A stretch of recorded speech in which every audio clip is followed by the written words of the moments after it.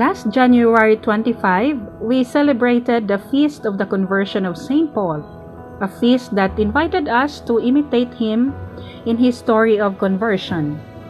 St. Paul used to be a murderer, killing Christians who follow the way of Jesus Christ.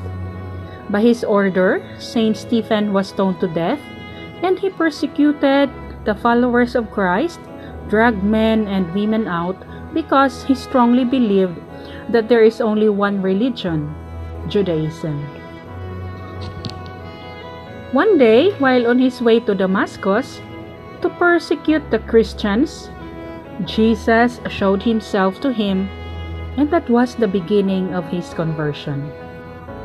St. Paul, like us, also journeyed through conversion. He was invited by the Lord to change his way of thinking, his lifestyle, his habits, and his attitude. From being a great persecutor, he was converted to become an apostle. From being great, he was converted to become less. Because by becoming less, little or insignificant, God made him great, relevant, and instrumental so that he may do his will through him. This conversion story of St. Paul is also our conversion story. We want to change from good to bad, from better to best. And there is nothing wrong with it. But perhaps we missed one salient point in our conversion story, in our New Year's resolution. Have we asked ourselves this question? What is it that really God wants to change in me? Maybe for many years now, we have been formulating the same resolution and pick ourselves up from the same failure because we fail to view our project of life in the light of God's will.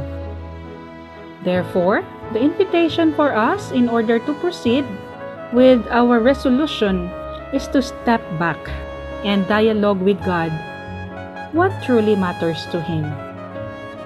Perhaps through this step, we are already invited to take effect change in the way we relate to him, allowing him to be God and not ourselves lording it over.